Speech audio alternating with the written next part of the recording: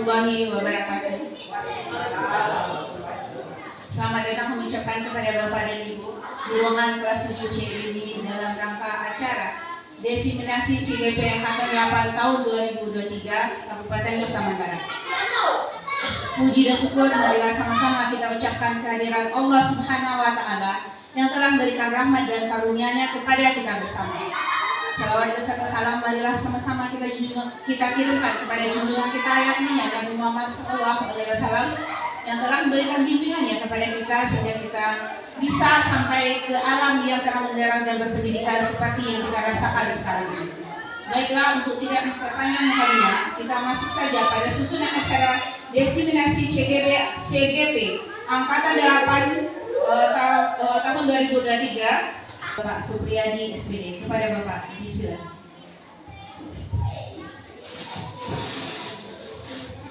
Baik, terima kasih banyak pada Ibu Moderator, Ibu Betty Yulia Fitri yang telah memberikan kesempatan pada kami untuk dapat berdiri di depan ini di hadapan Bapak Ibu semuanya. Alamin terpilih lulus seleksi menjadi guru penggerak yang mana tesnya diadakan di sekolah kita ini. Kemudian lagi wawancaranya secara daring juga dari sekolah kita ini. Praktik mengajar juga dari sekolah ini. Sebelum beberapa saat kemudian saya memperoleh SK mutasi ke SMP Negeri 2 Pasaman. Nah, sebagai perkenalan, mungkin Bapak Ibu sudah tahu dengan biodata saya sendiri pribadi. Seperti yang ada di hadapan Bapak Ibu semuanya, ini adalah media ajar yang telah mencoba saya susun, yang mana materinya untuk hari ini seorang guru penggerak itu harus memberikan aksi nyata. Namanya juga belajar ya Bapak Ibu. Dari dalam penyampaiannya nanti bukan bermaksud menggurui, bukan bermaksud mengajari, tapi lebih kepada berbagi apa yang saya dapatkan, apa yang kami dapatkan selama program guru penggerak ini. Secara aktualnya akan kami tampilkan dalam bentuk slide. Insya Allah 1 jam ke depan kami akan menyampaikan materi tentang aksi nyata, yaitu budaya positif. Nah, Bapak Ibu semuanya, sebelum kita mulai, karena kami berasal dari jurusan Pendidikan Pancasila dan Kewarganegaraan, seperti senior kami yang ada di sana, Pak Iwan. Jadi terlebih dahulu mendahului acara selalu diselingi lagu nasional. Untuk itu, mohon kiranya Bapak Ibu berdiri. Sama-sama kita nyanyikan lagu Padamu Negeri, Bagimu Negeri. Silakan.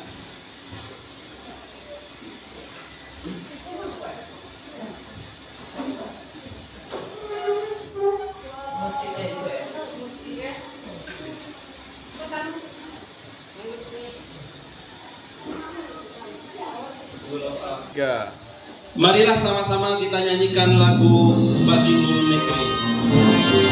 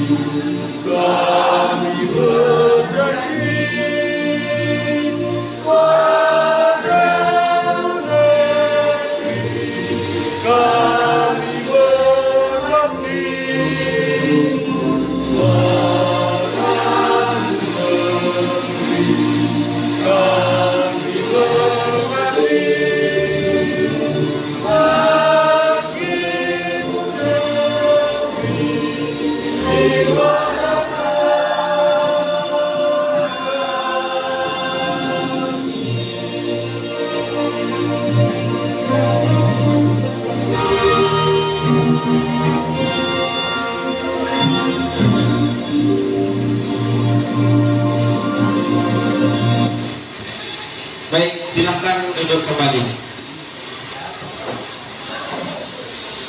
Bapak Ibu semuanya, setelah kita menyanyikan lagu Padamu Negeri tadi,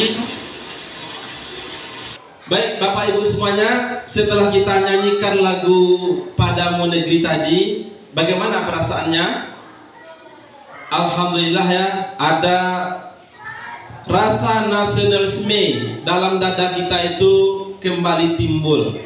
Dengan seringnya kita menyanyikan lagu nasional, insya Allah rasa nasionalisme itu akan tetap ada. Baik Bapak Ibu semuanya, saya Supriyadi, calon guru penggerak angkatan 8, akan mencoba mempresentasikan materi yang dikasihkan kepada saya, yaitu budaya positif.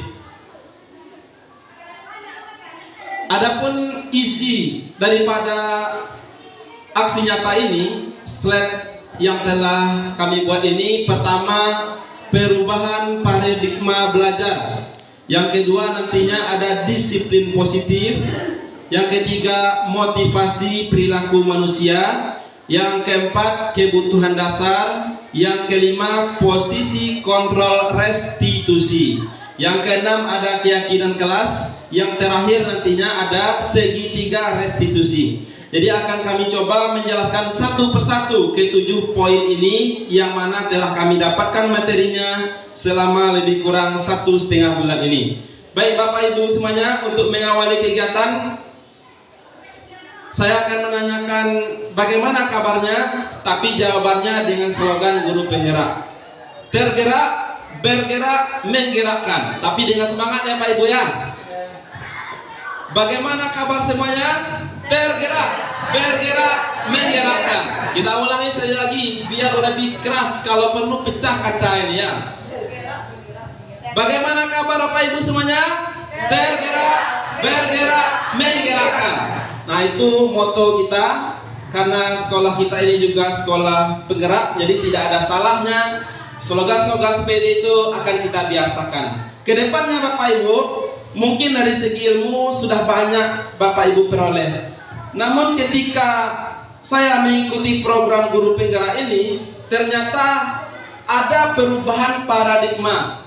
Perubahan paradigma yang selama ini mindset itu ada di pikiran kita sebagai seorang guru. Lebih kurang 1,5 bulan ini ternyata cara pandang saya sendiri, saya pribadi terhadap siswa sudah ada berubah. Seperti yang ada di depan, ada seorang tokoh nasional yang bernama Ki Hajar Dewantara. Siapa namanya Pak Ibu? Ki Hajar Dewantara. Kita masih ingat Ki Hajar Dewantara itu adalah bapak pendidikan di Indonesia. Kalau kita putarkan videonya, tapi karena terlalu panjang ya, saya ringkas saja. Dia berjuang sejak dari zaman Belanda, yang mana pendidikan di pribumi kita ini saat itu masih sangat rendah. Seorang manusia yang bernama Ki Hajar Dewantara mendirikan sekolah pribumi pertama yang bernama Taman Siswa. Adapun filosofinya diambil karena Taman Siswa itu Bapak Ibu, dia bukanlah seperti sekolah kita yang kebanyakan sekarang ini. Dia lebih kepada tempat bermain. Anak-anak mencari kesenangan, diberikan kebebasan. Ketika Ki Hajar Dewantara sudah meninggal dunia, Indonesia sudah merdeka, perlahan-lahan filosofinya ini mulai redup. Makanya dengan adanya kurikulum terbaru, kurikulum Merdeka Belajar, dan kalau gurunya merdeka mengajar, ini dicoba dihidupkan lagi. Semangat daripada Ki Hajar Dewantara ini, filosofinya itu diaplikasikan ke dalam kurikulum kita yang terbaru, yaitu kurikulum Merdeka IKM, implementasi kurikulum Merdeka. Apa pendapat Ki Hajar Dewantara? Anak-anak hidup dan tumbuh sesuai kodratnya. Pendidik atau kita hanya dapat merawat dan menuntun tumbuhnya kodrat itu. Kalau Ki Hajar Dewantara mengibaratkan Bapak Ibu, siswa kita itu ibaratnya tanaman, seperti tanaman. Kita adalah orang yang memelihara tanaman ini. Bayangkan kalau tanaman kita tidak disiram, tidak dirawat, dia tidak akan tumbuh sesuai dengan keinginan kita. Mungkin dia akan mati, layu, atau ditumbuhi rumput liar, dan sebagainya. Begitupun sekolah. Tak kala kita di sekolah, paradigma kita selama ini menganggap siswa adalah objek kita. Dan kita adalah yang lebih tinggi dari siswa atau pengatur. Nanti ada di bahasa restitusi, nantinya ada penghukum, ada nantinya menstabilkan identitas dan segala macamnya.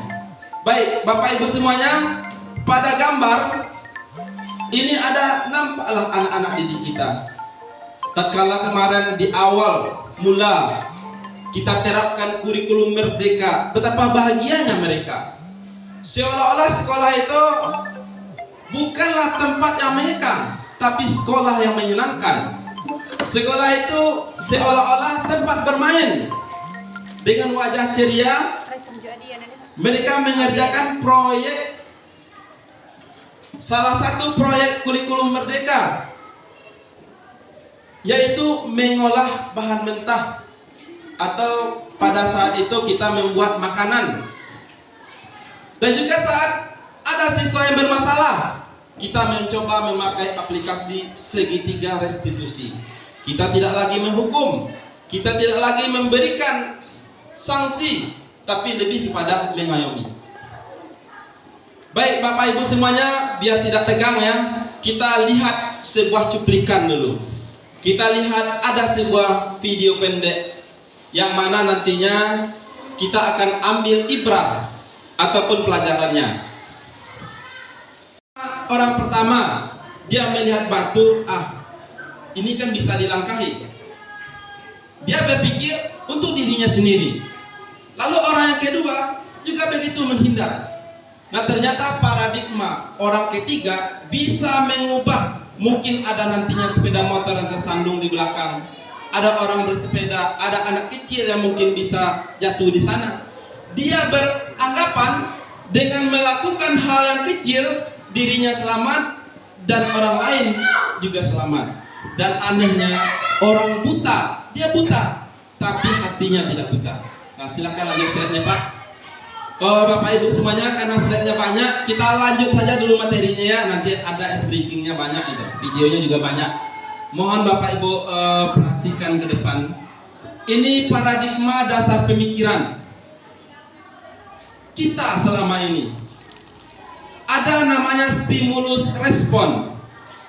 Kebalikannya ada teori kontrol, yang mana kita pelajari di guru penggerak itu.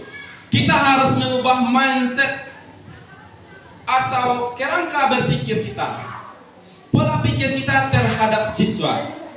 Kita lihat yang pertama, realitas kebutuhan kita sama. Mungkin menurut kita sama, tapi ternyata berbeda. Siswa kita kan Bapak Ibu, ketika kita di kelas, kan banyak kita lihat anaknya nakal lah, malas, meribut lah, seperti yang kita lihat di luar sana. Ternyata kita beranggapan dia itu datang ke sekolah ingin mendapatkan ilmu dari kita, ingin belajar dengan tertib. Ternyata tidak sama antara satu anak dengan anak lainnya.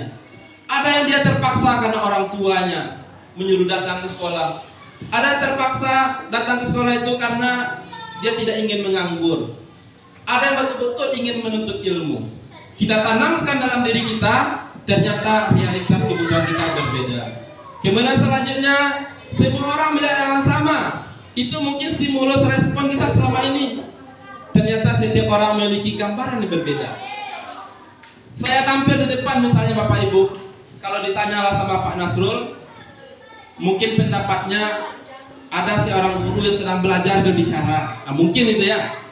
Lalu tanya lagi sama Pak Wido, oh dia sedang belajar memberikan materi. Itu juga berbeda antara satu dengan yang lainnya. Kemudian lagi selanjutnya ada kita mencoba mengubah orang agar berpandangan sama dengan kita.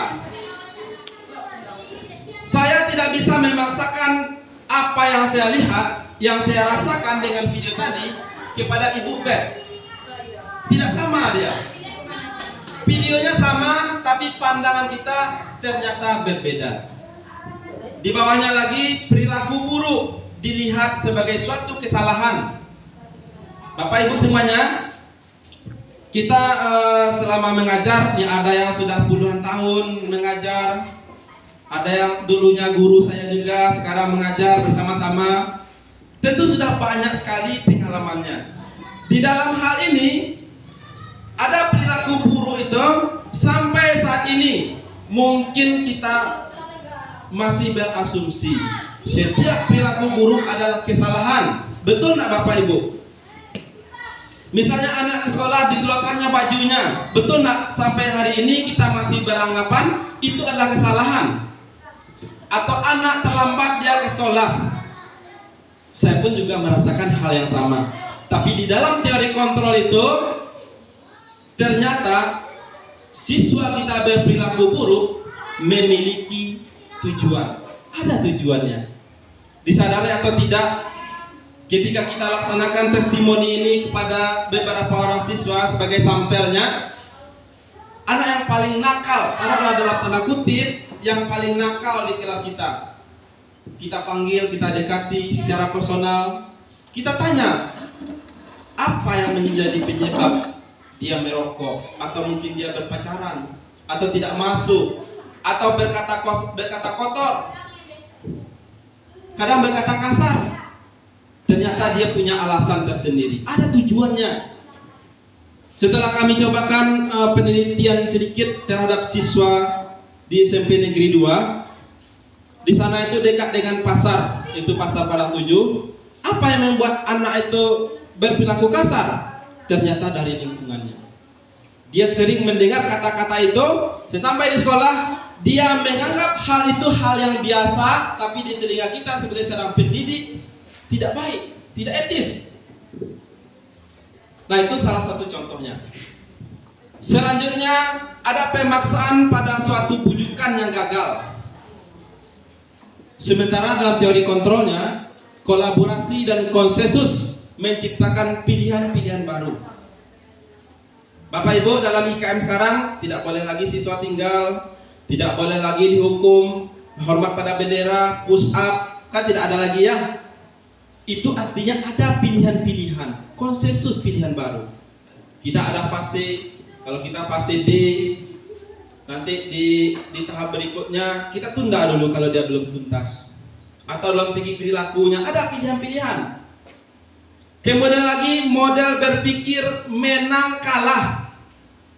Saat kita menghukum siswa, apa yang terjadi, Bapak Ibu? Siswa takut melakukan kesalahan bukan karena kesadaran dirinya, tapi karena takut dihukum. Artinya kita menang, dia kalah. Tatkala tidak lagi di lingkungan sekolah atau di luar sekolah, dia membuat kesalahan lagi. Yang sementara dalam teori kontrol adalah model berpikir menang-menang. Siswa itu ketika dia telah kita tangani dengan baik, dengan memberikan pilihan, saat itulah dia sadar ternyata guru-guru di sekolah itu mengayomi dia, tidak menghukum dia. Selanjutnya, ini karena slide-nya banyak ya, ada budaya positif. Bapak Ibu yang mengajar seni budaya, tidak diragukan lagi apa pengertian budaya. Atau Bu Rida misalnya ya, Bu Rida kan bisa kita lihat dalam dia ke sekolah. Bu Rida misalnya, dia selalu berkata-katanya pelan, sopan, lemah lembut. Itu dilakukan terus menerus, sehingga dikatakan itu budaya. Lama-lama menular nak ke orang lain yang dekat Bu Rida, menular. Begitupun dengan hal yang negatif. Lama-kelamaan dia akan menjadi budaya. Anak membolos sekolah, lama-kelamaan jadi budaya itu. Kemudian dia membolos terus. Budaya adalah kebiasaan. Kemudian positif adalah kebaikan. Lawannya apa, Bu? Negatif gitu ya. Maka dengan kata lain, budaya positif itu adalah kebiasaan baik. Ini sengaja ini Bapak Ibu. Karena hati saya masih terpaut di SMP 3, foto-fotonya diganti. Dibilang sama Bu Mira itu ketika tampil, diganti semua foto-foto SMP 2 itu masukkan SMP 3. Ini merupakan kebiasaan baik. Budaya, dengan kata lain, budaya positif adalah nilai-nilai keyakinan, kebiasaan yang dilakukan di sekolah dan berpihak pada anak, sehingga pada prosesnya dapat mewujudkan murid yang berpribadi kritis, memiliki rasa hormat, kasih sayang, dan bertanggung jawab. Setelah lebih dari 1 tahun kita cobakan ya Bapak Ibu implementasi kurikulum Merdeka.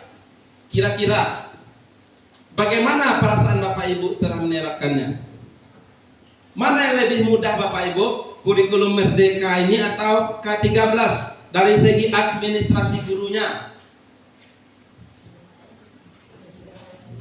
Mungkin lebih sulit IKM-nya Pak Bubet, kalau administrasinya lebih banyak yang harus kita buat. Tapi dalam segi pelaksanaannya bagaimana Pak Ibu? Apakah Bapak Ibu bahagia dengan kurikulum Merdeka ini? Alhamdulillah, sejauh ini bisa berjalan dengan baik ya Bu Bet. Nah, itu artinya kita sekarang telah menciptakan sebuah kebiasaan baru di sekolah kita, yaitu budaya positif di SMP Negeri 3 Talamau. Lalu sebelumnya apakah negatif? Kalau sekarang budaya positif, sebelumnya apakah negatif? Tentu tidak ya Bapak Ibu. Artinya budaya positif itu berkelanjutan. Kita kalau tidak berjalan akan diam di tempat. Kita berubah terus, bergerak. Makanya slogan kita itu guru penggerak, tergerak, bergerak, dan menggerakkan. Kalau kita jalan di tempat, kita akan jauh sekali tertinggal. Nah, ini kurang jelas nampaknya, saya bacakan Pak Ibu. Kenapa harus ada budaya positif di sekolah? Yang dilakukan di sekolah kita Bapak Ibu, ini nilai plus ini. Kalau biasanya siapa yang mau mengaji. Ternyata ada yang tidak hafal. Kalau kita buat secara bergiliran, dia akan tahu kapan saatnya dia itu jadwal dia mengaji, dia harus persiapkan diri. Kadang-kadang sampai tidak hadir dia saat itu, karena takut mengaji. Nah, itulah Bu. Kemudian lagi, budaya positif yang mencoba saya terapkan juga membaca Asmaul Husna. Seperti sewaktu jadi walas kelas 7A, saya tuliskan di dinding kasih reward anak menghafal. Masuk nampak dia Asmaul Husna. Tidak ada niat membacanya, sudah masuk nampak. Budaya positif atau kebiasaan yang baik itu memang harus kita lakukan. Kapan dilakukannya? Mulai dari saat ini juga. Bagaimana dengan lain? Tidak kita pedulikan. Yang penting kita harus berbuat, lakukan dari sekarang. Nah Bapak Ibu, ini ada pertanyaan pemantik. Saya minta nantinya Bapak Ibu memberikan jawabannya. Pertama, apakah hukuman, ini apakah sebetulnya? Apakah hukuman dapat mendisiplinkan anak? Itu pertanyaannya.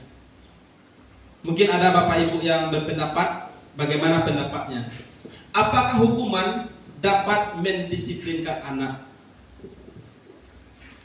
Ayo, siapa kira-kira bisa memberikan pendapatnya, Bapak Ibu?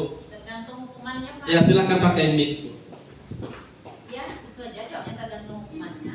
Alasannya Bu, dia kan ini, hukuman apakah dapat mendisiplinkan anak? Contohnya di sekolah itu, anak itu kan terlambat datang ke sekolah. Ya. Udah lewat dari jam sekolah kita. Kemudian yang kedua, ada anak yang merokok di sekolah. Yang ketiga, ada melanggar di dalam jadwal jam pelajaran. Kemudian kita kasih hukuman, tentu hukumannya berbeda-beda. Jadi tergantung dari hukuman tersebut. Kalau seandainya hukuman itu kita berikan kepada anak tersebut yang bisa untuk mendisiplinkan anak itu di sekolah kita, ya lebih baik dapatlah, yaitu dari segi positifnya. Tetapi tergantung dari hukuman yang kita berikan kepada anak itu, kalau tidak rasanya akan memberikan ke dampak positif dan tidak bisa juga anak itu disiplin Pak. Mungkin itu yang dari saya. Untuk Bapak Ibu yang lain. Baik, terima kasih. Tepuk tangan dulu Pak Ibu. Kita minta satu lagi lah ya. Kita ingin pendapat yang mungkin pandangan berbeda. Silahkan Pak Nas. Ya, WC. Ya boleh. Oh, Bapak Ibu semuanya, ada yang mau pendapat lagi? Cukup. Oh, nampaknya ini kurang semangat ya. Kita apa dulu, ice breaking dulu Pak. Kita putarkan sebuah senam. Senam kita dulu Bapak Ibu ya. Entahkah senam ini pernah dicoba? Saya tidak tahu. Saya comot saja videonya. Kami kemarin senam juga Pak. Ada senam nih, tangan diputar-putar. Biar lebih semangat lagi, biar fresh. Oh, untuk senam, sebentar Pak. Mohon dikondisikan dulu bangkunya Bapak Ibu. Kita senamnya di bangku kita saja, berarti kita ada bergerak sedikit. Jangan sampai piringnya, jangan sampai terbang ya Bapak Ibu. Gelasnya, bangkunya kondisikan. Dimohon berdiri semuanya. Oke, kita mulai. Pak, kita mulai Pak. Kita senam sama-sama ya Pak Ibu. Saya juga senam. Walaupun gerakannya saya tidak hafal sebetulnya, tapi kita lihat saja depan.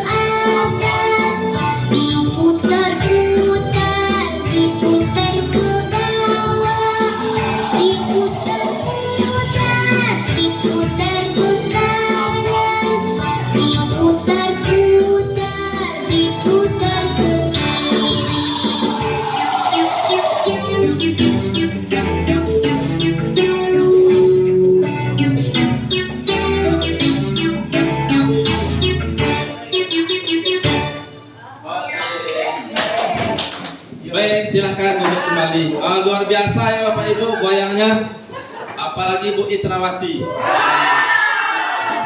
Luar biasa sekali, semangat, sangat semangat. Bu, kita saksikan video berikut ini.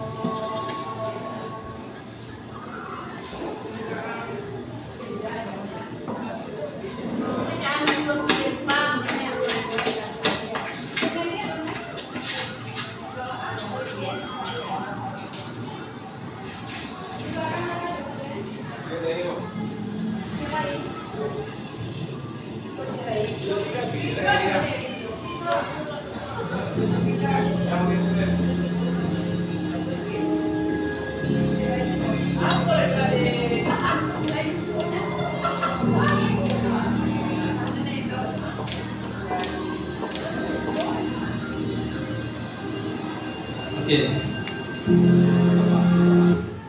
Baik, Bapak Ibu semuanya, dari tayangan video tadi kita bisa melihat videonya pendek, hanya satu batu, kemudian lewatlah 4 orang, termasuk orang terakhir yang buta, yang kemudian membuang batunya. Menurut Bapak Ibu, apa kira-kira pelajaran atau hikmah daripada kita melihat video ini? Silahkan siapa yang bisa memberikan pendapatnya. Ayo Bapak Ibu, ini masih pagi. Silahkan angkat tangan ya Pak Ibu, siapa yang ingin berpendapat tentang cuplikan video pendek dengan judul Batu ini. Baik, silahkan kepada Ibu Beth. Ya. Dari video yang kita saksikan tadi, saya juga agak kurang connect pada bagian yang terakhir. Bagian yang terakhir tadi mungkin yang mengangkat orang buta ya. Jadi yang ada 4 tadi, yang pertama tidak dilewati saja, yang kedua pun dilewati saja, yang ketiga anak kecil akan mengambil, kemudian ditahan sepertinya dilarang oleh ayahnya, dan yang terakhir adalah yang mengambil tuh orang buta mungkin karena tersandu. Jadi kalau menurut pendapat saya di sini kebaikan itu bisa kita lakukan dari arah mana saja dan tidak melihat kalau di sini mungkin kebutuhan lagi ya, karena orang yang sempurna ibaratnya dari yang pertama, kedua dan ketiga tidak melakukan hal yang positif, tetapi pada bagian yang keempat karena kebutuhan, karena dia terbentur maka dia buang batu tersebut, dan itulah pada bagian keempat baru yang bisa membuang batu itu karena mungkin akan menghalangi orang berikutnya yang akan lewat. Jadi seperti itu mungkin. Jadi kebaikan ini tidak datang dari orang yang umpamanya sempurna dan segala macamnya, tetapi mungkin orang yang serba kekurangan pun bisa melakukan hal-hal yang lebih baik. Jadi kita tidak bisa menilai manusia ini yang sempurna itulah yang akan lebih baik, dan yang kekurangan itu banyak sekali kekurangannya, tetapi lebih kepada kita tidak menilai manusia dari kelebihan dan kekurangannya. Mungkin seperti itu Pak Puri dari pandangan saya. Baik, luar biasa sekali, beri aplaus dulu Pak Ibu. Pandangan dari Ibu Beth tentang cuplikan video tadi luar biasa ya. Kita telah mendengar panjang lebar penjelasan dari Ibu Beth. Kita minta satu orang lagi, siapa kira-kira Bapak Ibu yang bisa memberikan pendapatnya dari tayangan video tadi. Silakan angkat tangan Bu. Baiklah. Kalau kita perhatikan dari video-video yang tadi, sudah satu orang yang lewat tidak dipedulikan, ada halangan berupa batu yang di jalan. Sudah 2 orang yang lewat tidak juga mempedulikan, ada halangan dan berupa batu di jalan. Kemudian 3 sampai ke 4, yang mana yang dikatakan Bu Bet tadi juga, setiap ada kekurangan manusia itu adalah pasti ada kelebihannya. Kemudian yang namanya manusia itu tidak sempurna. Yang sempurna itu adalah malaikat dan Allah. Kemudian begitu di jalan itu kalau kita perhatikan masih banyak yang kurang manusia atau masyarakatnya untuk kepentingan umum itu berbuat baik. Tapi malah yang dia merasa kekurangan fisiknya, malah dia yang mengangkat dan membersihkan jalan dari batu-batu yang berserakan di jalan tadi. Jadi kita salut kepada orang yang peduli dengan kepentingan umum daripada kepentingan pribadinya sendiri. Begitu mungkin. Assalamualaikum warahmatullahi wabarakatuh. Baik, terima kasih banyak kepada Boas. Beri tepuk tangan dulu Bapak Ibu. Luar biasa ya penyampaian daripada 2 orang guru kita. Itu memang benar adanya. Dan ternyata ada seorang filosof, Stephen R. Covey namanya.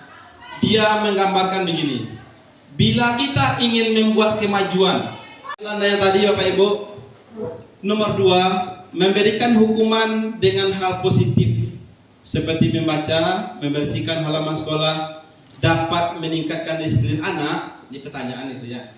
Dapat meningkatkan disiplin anak. Apakah ada penelitiannya? Tentu ada. banyak risetnya. Ketika hukuman diberikan hal yang positif, berarti ada yang negatif. Saya pun sebelumnya juga melakukan hal yang sama di sekolah kita. Saya suruh berdiri di depan tiang bendera, push up. Itu dulu. Kalau sekarang yang saya terapkan tidak itu lagi Bapak Ibu. Gambar yang 3 ini ternyata tidak memberi efek jera. Anak hanya takut. Lalu ketika dia tidak dengan guru yang sama, mungkin dia kembali ke sifat asalnya. Tapi coba kalau dalam bentuk positif. Membaca positif enggak Pak Ibu? Positif kan? Tapi biasanya anak malas membaca. Justru karena dia malas itu kita suruh dia harus membaca di hadapan kita. Nanti yang dia baca itu kita tanya, harus tanya. Kalau nggak bisa tanya lagi. Nah, jadi karena dia malas membaca, dia tidak mau lagi melakukan hal yang sama. Tapi positifnya apa? Saat dia membaca, dia dapat ilmu. Kemudian dia tidak dendam sama kita. Ada enggak kejadian Bapak Ibu di sekolah ini? Siswa itu mendendam sama kita. Kita lanjut aja. Ada enggak kira-kira Bapak Ibu? Ada. Karena saat kita memberikan hukuman itu, kita terbawa emosional. Emosi kita. Jadi saat itu siswa memang menurut, dilakukannya apa yang kita perintahkan, tapi dalam hatinya ada rasa mendongkol. Nah, maka ada pilihannya, alternatifnya. Apa alternatifnya? Berikanlah hukuman itu dalam bentuk hal yang positif. Misalnya dia nyetor ayat, membaca surat pendek, membaca ayat kursi, dan segala macamnya. Yang ketiga, memberikan penghargaan karena layak kita mati ya. Apakah menurut Bapak Ibu, kita masih ranking Bu Mira? Masih pakai juara? Tidak lagi ya. Alhamdulillah sama lah dengan sekolah lain. Jadi reward itu Bapak Ibu, termasuk saya dulunya ketika di sekolah, Bu Pet tahu itu. Saya sering bawa makanan di kelas. Biar anak itu semangat belajar, saya kasih dia coklat. Di koperasi saya ambil coklat dengan uang sendiri. Siapa yang bisa menjawab pertanyaan, saya kasih coklat, kasih reward. Ternyata setelah saya pelajari modul 1.4 tentang paradigma seorang guru, ternyata itu tidak boleh. Memberikan siswa itu reward atau hadiah tidak boleh. Membuat dia juara 1, juara 2, juara 3 di rapor tidak boleh. Memberikan hadiah pada juara umum tidak boleh. Lalu apa dampak negatifnya? Mungkin ada yang beranggapan nanti dia tidak semangat lagi untuk jadi juara. Itulah kebiasaan yang harus kita kebiasakan. Jadi karena biasa kita selama ini dikasih hadiah, pergi dulu nanti dikasih hadiah, kerjakan ini nanti kasih reward, menjadi budaya dia, menjadi budaya yang negatif. Bekerja karena hadiah, belajar karena hadiah. Kita ingin menciptakan sebuah kebiasaan budaya baru di sekolah kita. Itu dalam implementasi kurikulum merdeka itu, hal-hal yang selama ini tidak bisa harus kita biasakan. Mungkin di awal-awal seperti kemarin, siswa banyak yang bertanya, nalai juara 1 juara 1, nalai juara 2, juara umum, tapi cuma nanti kami nyepak aja ya kan. Nalai hadiah. Itu yang harus kita biasakan terus. Lama-kelamaan apa yang terjadi? Allah bisa karena biasa. Apa yang terjadi selanjutnya? Setahun, 2 tahun, 3 tahun, ini memang sudah diprogram oleh Kementerian. Perubahan implementasi kurikulum merdeka ini bukan jangka waktu 5 tahun Bapak Ibu, tapi mungkin 10 tahun akan berubah paradigmanya. Jadi nanti kalau berganti menteri, berganti nak kebijakannya, bisa saja, tapi IKM tidak akan hilang. Yang ada hanyalah perbaikan-perbaikan. Apalagi kita sekolah penggerak, banyak sekali tugas kita membuat kebiasaan baru, budaya positif yang terbaru. Bapak Ibu, marilah kita dengarkan ada sebuah nasihat dari Insinyur Soekarno. Karena tidak bisa lihat teksnya, kita dengarkan saja suaranya. Insinyur Soekarno melihat anak-anak itu saat dia di pengungsian, diungsikan ke Bengkulu, ke Papua segala macamnya. Dia membuat sebuah puisi, dan puisi itu sangat relevan dengan kita sekarang. Mari kita dengarkan Jika sama-sama. aku berdiri di pantai Kelit, aku mendengar lautan Hindia bergelora, membanting di pantai Melep itu. Aku mendengar lagu saja Indonesia. Jikalau aku mendengar burung perkutut menyanyi di pohon ditiup angin yang sepoi-sepoi, bukan lagi aku mendengar burung perkutut, aku mendengar Indonesia. Jikalau aku menghirup udara ini, aku tidak lagi menghirup udara ini, aku menghirup Indonesia. Jikalau aku melihat wajah anak-anak di desa-desa dengan mata yang bersinar-sinar, Pak Merdeka, Pak Merdeka, Pak Merdeka. Aku bukan lagi melihat mata manusia, aku melihat Indonesia.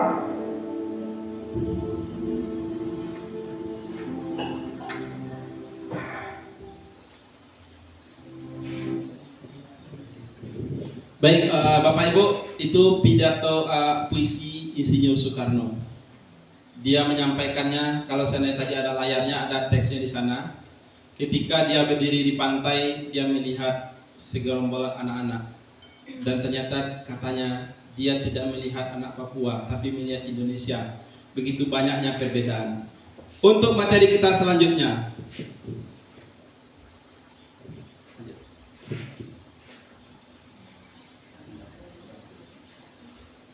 nah, ada 5 posisi kontrol kita sebagai guru. Yang pertama, ada posisi kontrol kita sebagai guru, yaitu penghukum. Yang kedua, sebagai pembuat rasa bersalah. Yang ketiga, sebagai teman. Yang keempat, sebagai pemantau. Yang kelima, sebagai manajer. Dalam penjelasannya, kalau sebagai penghukum, ini masih paradigma lama. Seorang guru ditakuti karena dia sering menghukum, karena seringnya diancam. Yang kedua, pembuat rasa bersalah. Nah, ini dia, alhamdulillah Bapak Ibu, namanya belajar ya, jadi hilang layarnya, hampir hilang pula konsepnya. Ini jujur itu Bapak Ibu. Yang kedua, pembuat rasa bersalah. Ada sebuah contoh kasus, nanti kita putarkan juga videonya, ada testimoninya kita ambil. Seorang siswa tertidur di saat jam pelajaran PPKN dengan Pak Rashid di kelas 85. Lalu saat dia tertidur, tentu seorang guru langsung timbul emosionalnya. Dimarahi anak tersebut. Dia tetap juga tidak mau bangun, dia tetap tidur dia di mejanya. Didekati, dilakukan cara pendekatan, tidak juga. Akhirnya apa dilakukan Pak Rashid? Dibawanya ke kantor, temui Wallace. Ternyata Wallace adalah saya sendiri. Apa yang lakukan pada anak tersebut? Namanya Frangio. Nanti kita lihat videonya. Pertama, kita jangan menjadi penghukum. Bisa saja karena dia siswa, kita adalah guru. Bisa saja kita hukum dia, kita bentak, kita suruh memungut sampah, segala macamnya. Tapi tidak. Saya lakukan alternatif yang lain. Membuat rasa bersalah. Dengan kata-kata, pilihan kata-kata kita yang benar terhadap siswa, dia akan merasa bersalah sendiri. Frangio, itu yang saya katakan. Saya tanya dulu, apakah benar yang disampaikan Pak Rashid tadi? Frangio di kelas tidur? Benar Pak, katanya. Pertama, tidak ada rasa bersalah, sedikit rasa bersalah. Kemudian saya tanya lagi. Nah, setiap orang pasti punya salah. Saya buat dulu posisinya itu apa rasanya Bu Mira? menguatkan identitasnya, menstabilkan identitasnya. Kalau salah itu biasa. Sering, Bapak pun dulu sekolah juga sering melakukan kesalahan. Nah, jadi kemudian muncul rasa percaya dirinya. Kemudian yang kedua, baru kita masukkan kata-kata kita. Apa kamu nak kasihan sama Bapak, parasit yang payah menerangkan, sama orang tua yang payah memberikan, yang telah memberikan uang ke sekolah, memberikan segala macamnya. Mulai ada rasa bersalah dia. Kemudian lama kelamaan dia menganggap kita sebagai teman, dan seterusnya akan meningkat menjadi pemantau. Yang paling baik itu adalah manajerial. Saat kita berperan, guru berperan sebagai manajerial, itu tidak ada batas lagi kita dengan siswa. Bukan karena kita memarahinya, bukan karena kita berikan hukuman dan segala macamnya. Bapak Ibu, kita lihat sebentar video testimoninya, karena ini memang harus ditayangkan gitu ya. Tapi video ini hanyalah reka adegan bagaimana saya juga berusaha mencoba gitu Bapak Ibu ya, menerapkan yang baik. Apa itu? Segitiga restitusi. Assalamualaikum. Waalaikumsalam. Silakan duduk. Apa kabar video? Alhamdulillah baik Pak.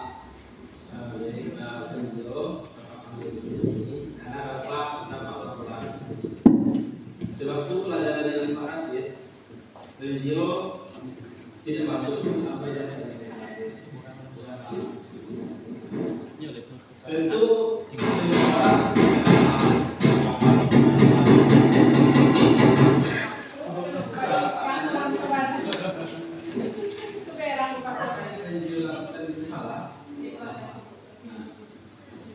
sekarang Bapak tanya, ini belajar Pak Ibu ya, Bapak Ibu banyak yang bagus caranya.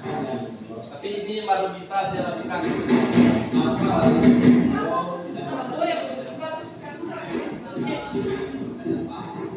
Karena tidak dibuat tugas kenaikan.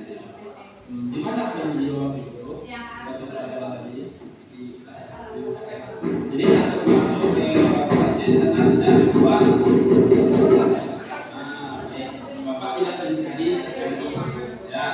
Sekarang makanya insya itu ada namanya keyakinan. Keyakinan itu ada menjawab, ada kira-kira kelas mana yang dilakukan ketika tidak masuk tidak menjawab ya.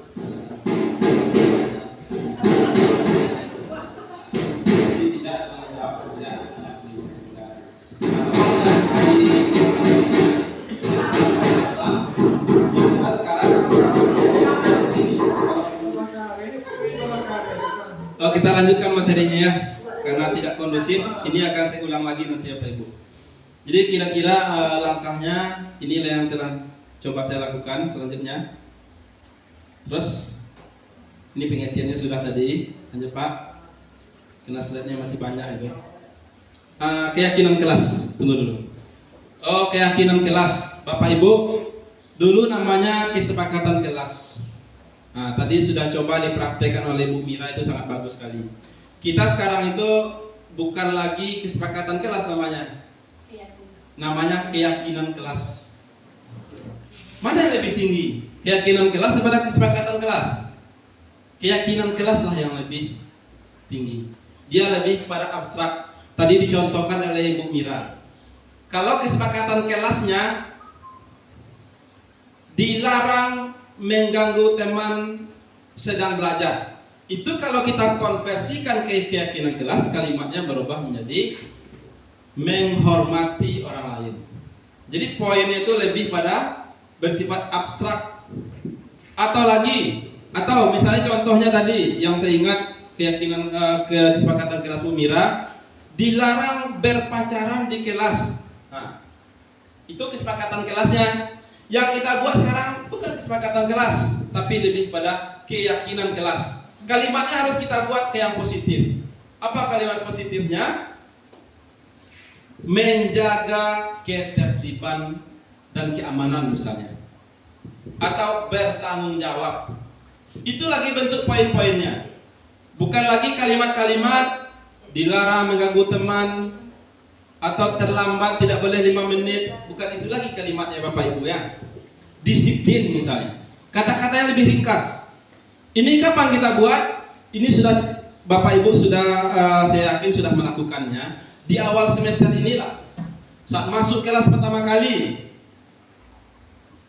Ketika dia siswa baru, mungkin perlu kita kenalkan dulu apa bentuk keyakinan kelas itu. Bisa dibuatkan dalam bentuk kertas masing-masing, kita bagikan, nanti ditempel di papan tulis atau bentuk lainnya. Ini memang harus kita lakukan setiap di awal semester sebelum memulai sebuah pembelajaran baru. Buat dulu keyakinan kelas ini. Lanjut Pak. Cepat aja. Lanjut Pak, lanjut. Ini sudah tadi. Ini contohnya. Kalau Bu Mira itu yang tadi, kalau saya ini contohnya. Kalau sudah menjadi keyakinan kelas, harus ditandatangani oleh semua siswa dan juga walasnya. Dibuat dalam sebuah dokumen, nanti boleh di print, ditempelkan. Lanjut Pak. Ada perbedaan peraturan dan keyakinan kelas. Kita baca saja Bapak Ibu ya, karena waktu kita tinggal sedikit lagi. Ini contoh peraturan itu.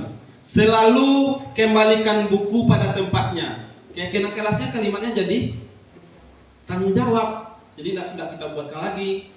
Mengembalikan buku harus pada tempatnya, tidak. Ada tanggung jawab. Begitupun sampai ke bawah. Lanjut Pak. Restitusi adalah proses menciptakan kondisi bagi murid untuk memperbaiki kesalahan mereka. Itulah yang saya coba lakukan dengan Pak Rashid. Bagaimana menciptakan kondisi murid itu, dia bisa memperbaiki kesalahannya dengan sadar sendiri. Lanjut Pak, lanjut Pak. Karena masih banyak itu. Terus ada segitiga restitusi. Nah inilah dia. Segitiga restitusi itu, yang pertama validasi tindakan yang salah. Saat siswa melakukan kesalahan, saya ada 2 contoh kasusnya. Satu tidak membuat PR, membuat tugas, lalu dia bolos. Ketika dia bolos itu, kita validasi dulu tindakan dia yang salah.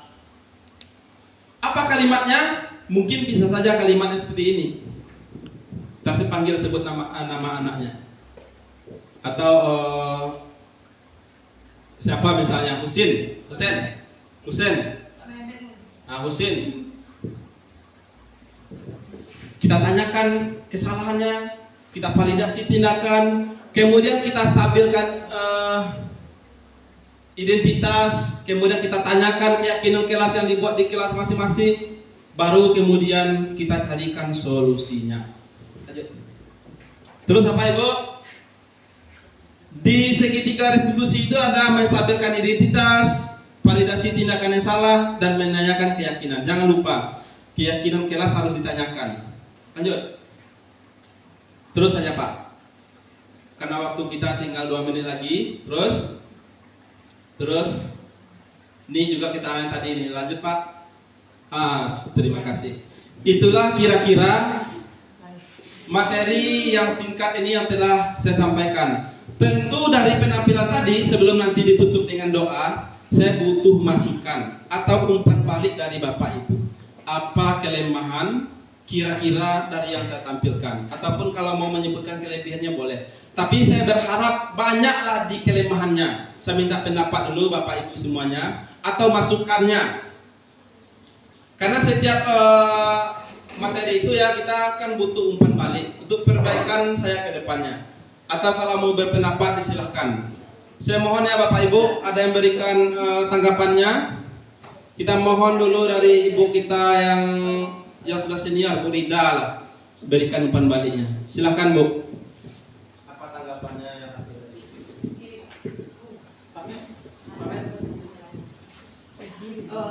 Assalamualaikum warahmatullahi wabarakatuh.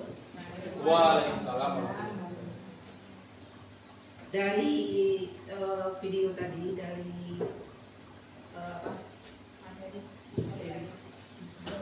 dari materi yang dipaparkan oleh Supriyadi tadi, itu sudah sangat bagus sekali bagi kami. karena sudah menambah dari kami yang mendengar materinya, bisa memberikan tambahan ilmu kepada kami yang masih kurang sekali, sehingga sangat bagus sekali bagi kami dari aksinya tadi. Sekian saja.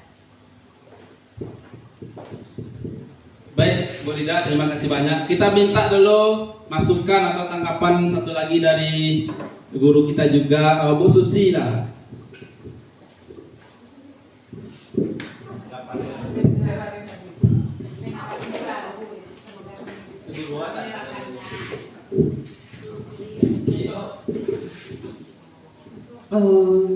Terima kasih atas kesempatan yang diberikan.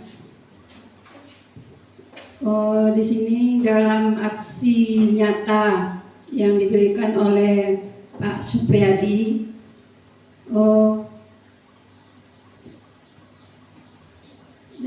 selama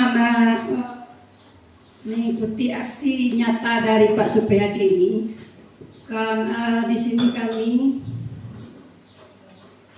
bisa dapat belajar ya dari aksi nyata ini, karena sebelumnya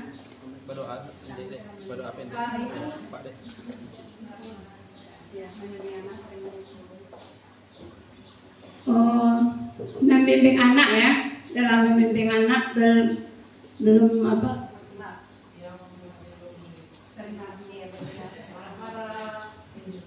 Belum itu sempurna.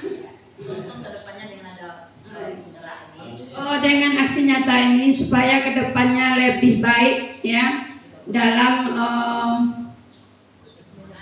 menangani anak khususnya, karena sekolah kita sebagai sekolah penggerak juga, jadi terinspirasi dari video-video yang sudah diberikan oleh Pak Supriyadi tadi. Terima kasih. Assalamualaikum warahmatullahi wabarakatuh. Baik, sebagai penutup Pak Ibu, mari kita tepuk tangan dulu untuk kita semua. Demikianlah apa yang bisa saya sampaikan, banyak kekurangan di sana sini, dan terima kasih banyak pada Bapak Ibu telah meluangkan waktunya. Sekian dari saya. Selanjutnya saya serahkan lagi kepada Ibu Moderator, Bu Ben. Terima kasih kita ucapkan kepada Bapak Supriyadi yang telah memberikan materinya di hadapan kita bersama secara panjang lebar. Mudah-mudahan bermanfaat bagi kita untuk membimbing anak didik kita ke depannya. Baik, sebelum kita tutup acara kita, baiknya kita dengarkan terlebih dahulu pembacaan doa yang akan dipimpin oleh Bapak Metra Al-Fajri. Kepada Bapak, disilakan. Wa ala asrofil anbiya'i wal mursalin wa ala alihi washabihi ajmain. Allahumma fir lil muslimina wal muslimat wal mu'minina wal mu'minat al ahya'i minhum wal amwat innaka sami'un qaribun mujibud da'wat wa ya qadiyal hajat. Allahumma fir lil muslimina wal muslimat wal mu'minina. Terima kasih kita ucapkan kepada Bapak Metra Al-Fajri yang telah membacakan doa bersama di hadapan kita. Dengan berakhirnya doa tersebut, berakhir pula lah acara diseminasi CGP Angkatan 8 Kabupaten Pasaman Barat yang disampaikan tadi oleh Bapak Supriyadi SPD. Saya